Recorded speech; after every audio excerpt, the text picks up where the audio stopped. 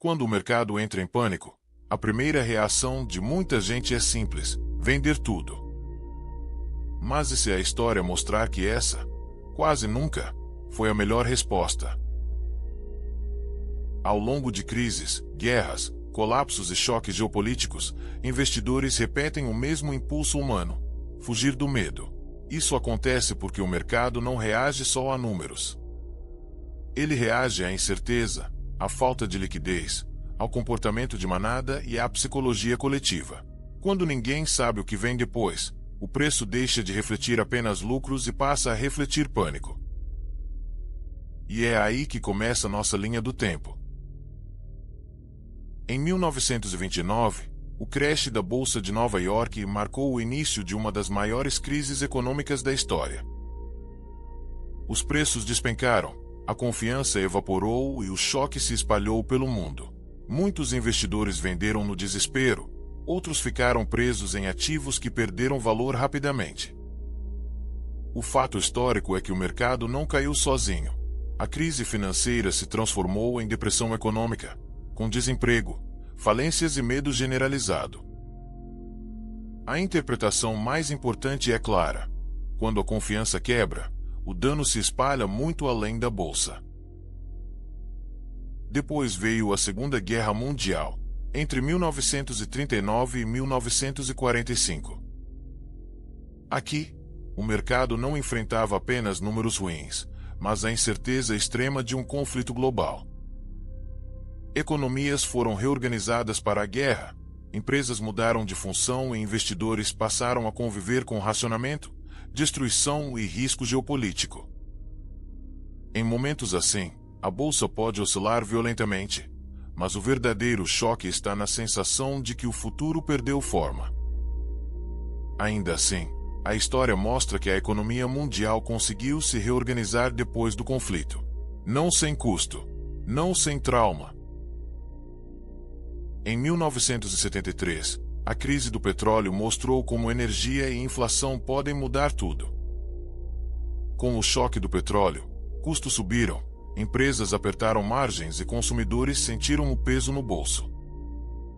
A inflação ganhou força e os bancos centrais começaram a responder com juros mais altos.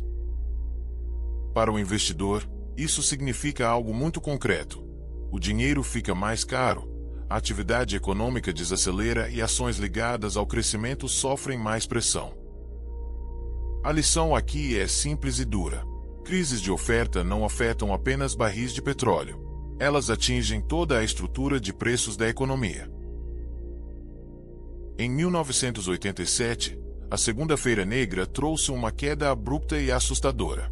Em pouco tempo, o mercado mostrou como o medo pode acelerar vendas em cadeia. Foi um choque de velocidade, não apenas de magnitude. O interessante é que, embora o episódio tenha sido traumático, ele também revelou algo importante sobre mercados.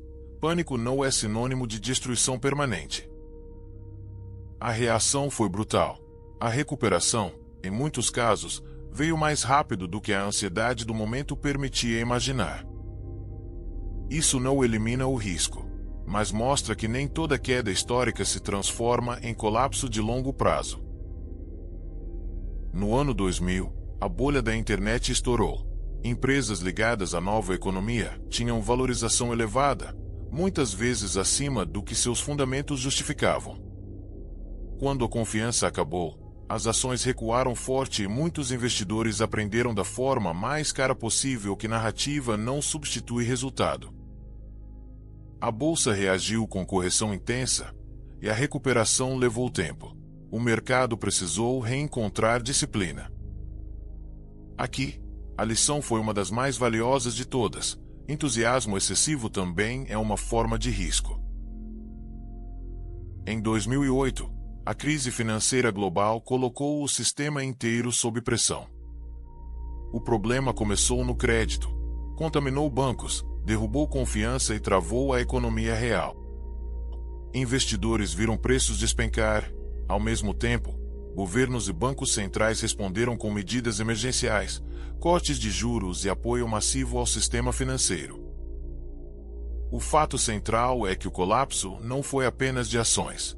Foi de credibilidade. E quando a credibilidade some, até os ativos mais sólidos parecem frágeis.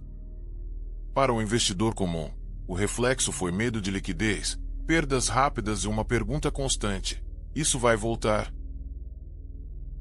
A crise da dívida europeia veio logo em seguida e mostrou que a recuperação global ainda era vulnerável.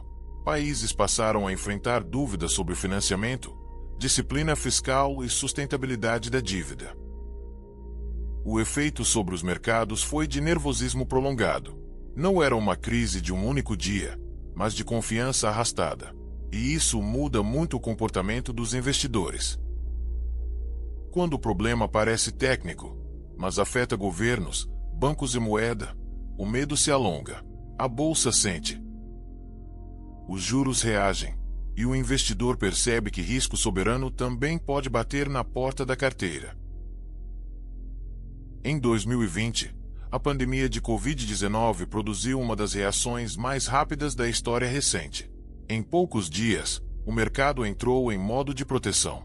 A incerteza era total. A atividade econômica parou e a liquidez virou prioridade. Depois, bancos centrais atuaram com força, e os juros caíram em muitas economias para tentar sustentar crédito e consumo. Para empresas, veio o choque operacional. Para consumidores, veio a insegurança. Para investidores, veio uma prova de nervos. O episódio mostrou que crises podem ser abruptas, mas também que a resposta de política monetária pode mudar a velocidade da recuperação. Em 2022, a guerra entre Rússia e Ucrânia trouxe outro tipo de pressão. Desta vez, energia, alimentos, cadeias globais e inflação voltaram ao centro da discussão. O aumento de custos se espalhou, e bancos centrais começaram a subir juros para combater a inflação mais alta. Esse movimento tem efeito direto sobre o mercado. Juros maiores pesam nas empresas, reduzem o apetite por risco e tornam o dinheiro mais seletivo. Em outras palavras, o combate à inflação também cria dor no curto prazo. Nos conflitos recentes no Oriente Médio, a lógica voltou a aparecer. Sempre que a região entra em tensão, o mercado olha imediatamente para petróleo, inflação e rotas globais de comércio. Não é apenas geopolítica abstrata. É preço da energia, custo de transporte e expectativa de crescimento. Em crises assim, investidores costumam oscilar entre cautela e fuga, enquanto o mercado tenta medir se o choque será localizado ou se vai contaminar a economia mundial. A história ensina que, quando o petróleo sobe e a incerteza se espalha, os ativos mais sensíveis a juros e inflação sentem primeiro. Ao longo de todas essas crises, há um padrão que se repete. O pânico tende a punir quem decide no impulso.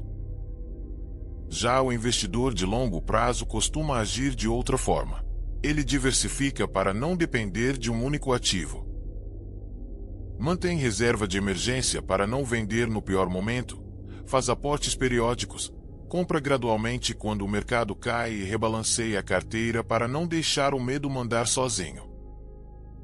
E, talvez o mais difícil de tudo, tenta separar notícia de conclusão. Isso não significa que exista estratégia perfeita. Não existe. Diversificação reduz risco, mas não elimina perdas. Juros, inflação, guerras e recessões continuam existindo. A questão não é eliminar a incerteza. É aprender a conviver com ela sem tomar decisões destrutivas. Por isso, quando olhamos para 1929, 1939, 1973, 1987, 2000, 2008, a crise da dívida europeia, 2020, 2022 e os conflitos mais recentes, a conclusão é menos dramática do que parecia no calor do momento. Cada crise pareceu o fim do mundo para quem estava vivendo aquela semana, aquele mês, aquele ano. Mas os mercados, historicamente, atravessaram ciclos de queda e recuperação. Historicamente, isso é a palavra-chave. Porque passado não é promessa. Recuperação anterior não garante resultado futuro. Ainda assim, a história oferece uma vantagem enorme. Ela lembra que o pânico quase sempre parece mais convincente do que realmente é. Se esse vídeo te ajudou, inscreva-se para pensar com mais calma nas crises.